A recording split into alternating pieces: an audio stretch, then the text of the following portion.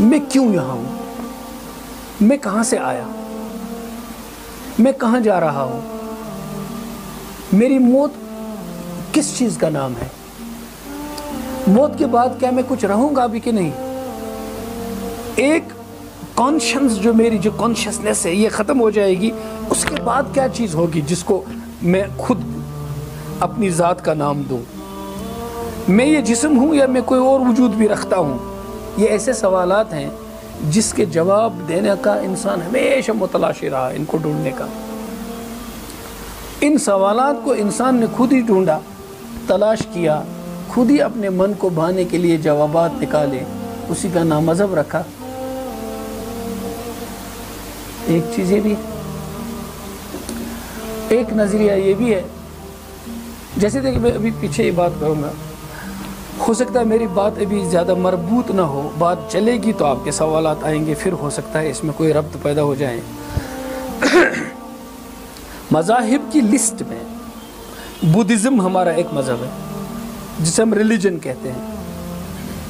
اگر یہ ڈیفینیشن مانتے ہیں کہ مذہب اسے کہتے ہیں، ریلیجن اسے بولتے ہیں جو کسی نہ کسی آل پاورفل ڈیٹی کے ارد گرد گھومتا ہے، کسی معبود کے ارد گرد گھومتا ہے، کسی خالق کے ارد گرد گھومتا ہے، تو بدھزم فلسفی آف لائف تو ہو سکتا ہے، ریلیجن نہیں ہے، کہ اس میں سرے سے کسی خالق کے کائنات کا تذکرہ ہے ہی نہیں۔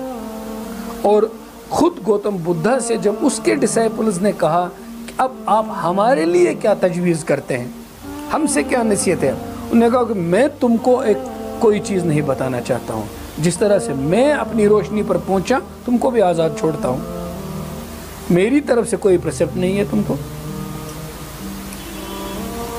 یہ بات میں نے خود پڑھی نہیں ہے، البتہ ایک بدھسٹ پروفیسر کے لیکچر میں بیٹھا تھا، ان سے سنیے۔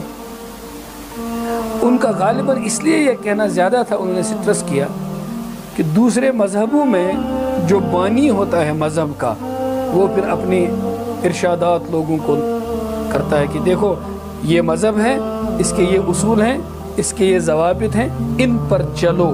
چونکہ بدھزم میں ایسا نہیں ہے، اس لیے بدھزم کو زیادہ پازیٹیو دکھانے کے لیے انہوں نے یہ بات کی کہ بدھا نے یہ کہا کہ میں خود اس طرح پہنچا، تم بھی خود اس طرح نروانا تک پہنچو، میں تم کو کوئی ارشادات نہیں بتاتا ہوں۔ میں نے ان سے سنا ہے۔ So most probably he was trying to stress about that کہ یہ زیادہ پازیٹیو ہے بدھزم میں۔ تو اسے آپ زندگی کا ایک فلسفہ کہہ سکتے ہیں، فلسفہ حیات کہہ سکتے ہیں۔ پھر مذاہب کی فہرست کو اس میں نہیں لا سکتے ہیں، لیکن اس کو مذہب کی فہرست میں کیوں لایا گیا؟ میں نے یہ بھی آپ کو بتایا، ایتھیزم کو، الحاد کو بھی آج ریلیجن کہا جاتا ہے۔ البتہ مذہب کا انکار کرنے والے ایتھیزم کو جب ریلیجن کہتے ہیں، وہ کہتے ہیں کہ this is the only religion which is a scientific religion. All religions are against science. This is one of the foremost problems with religion.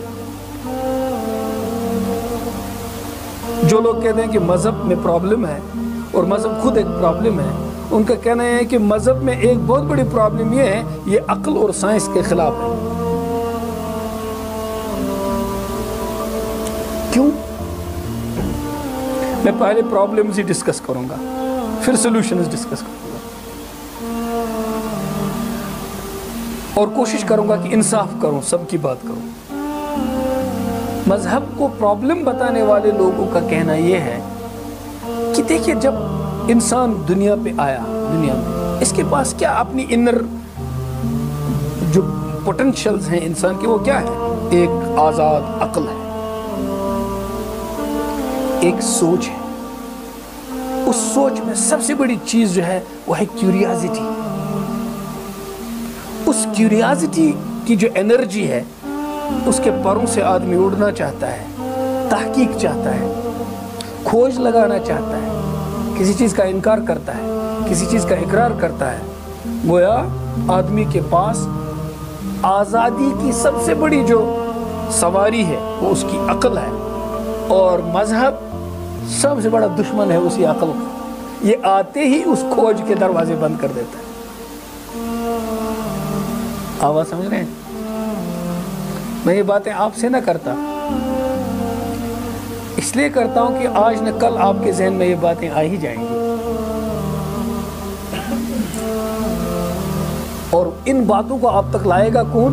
خود آپ کی عقل، کیونکہ آپ ڈھونڈنا شروع کریں گے۔ کیوں ڈھونڈنا شروع کریں گے؟ کیونکہ آپ جن تعلیمی اداروں میں پڑھتے ہو وہ مجبور کرے گی وہ تعلیم آپ کو کہ جو کچھ بھی آپ یقین کے ساتھ مانتے ہیں اس پر شک کی نگاہ سے دیکھو۔ جو ایپیٹمی ہے ماڈرن ایجوکیشن کی، اٹ کریٹس ڈاؤٹ، شک پیدا کرتی ہے، اور ماڈرن ایجوکیشن میں شک کو علم کی ماں کہا گیا ہے۔ You cannot know unless you doubt.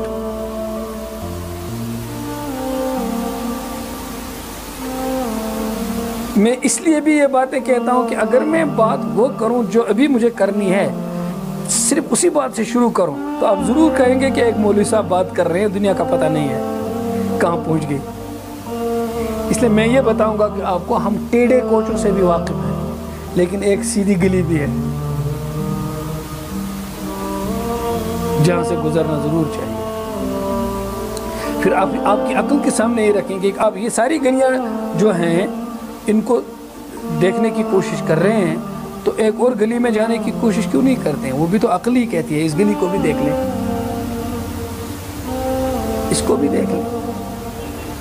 تو لوگوں کا کہنا ہے کہ یہ سب سے بڑی پرابلم ہے مذہب میں، کہ یہ آدمی کو اس سوچ پر تالے چڑھاتے ہیں، یہ مذاہب جس سوچ کو اللہ تعالیٰ، یہاں تو اللہ تعالیٰ کی بات نہیں ہے، ہماری زبان پہ ایک دم آئے گی، جو سوچ انسان کی اپنی ایک ایسا سرمایہ ہے جس کی بنیاد پر یہ تمام مخلوق سے مختلف اور آزاد ہے اور تسخیر کائنات کر سکتا ہے، اسی عقل کی بنیاد پر یہ بات کیوں اٹھتی ہے؟ اس لیے جب یہ ایزیوم کیا جاتا ہے کہ مذہب عقل پر تالے چڑھاتا ہے، جب یہ ثابت ہوگا کہ مذہب عقل پر تالے چڑھا دیتا ہے، تب یہ پرابلم بالکل جسٹیفائی ہوگی کہ پھر مذہب پرابلم ہے۔ اس بات کو آپ نوٹ کریں، یہ ایک مسئلہ ہے۔ دوسرا مسئلہ، اس کے لیے میں پہلے ایک کہانی سناؤں گا۔ کہتے ہیں ایک، میری گفتگو کتنی لمبی ہونی چاہیے؟ آپ اس کو پھر بعد میں پارٹس میں بھی کر سکتے ہیں اگر زیادہ لمبی ہو۔ مجھے ابھی لگ رہا ہے کہ جہاں میری گلیاں کھل رہی ہیں گھنٹوں تک چل سکتی ہے بات۔ بھوک تو نہیں لگی آپ کو؟ چلیے، پہلے میں نے سوچا آدھے گھنٹے تک گفتگو کو ختم کروں، نپی تلی بات کروں، لیکن اب مجھے لگ رہا کہ اب وہ کمرے میں کمرہ کھلتا جا رہا ہے۔ ایک آدمی گیا ڈاکٹر کے پاس، اس نے ڈاکٹر سے کہا، ڈاکٹر صاحب مجھے احساس کمتری ہے، انفیریورٹی کمپلیکس، تو اب میں کیا کروں؟ ڈاکٹر نے کہا میں کچھ ٹیسٹ لوں گا آپ سے، انویسٹیگیشن کروں گا۔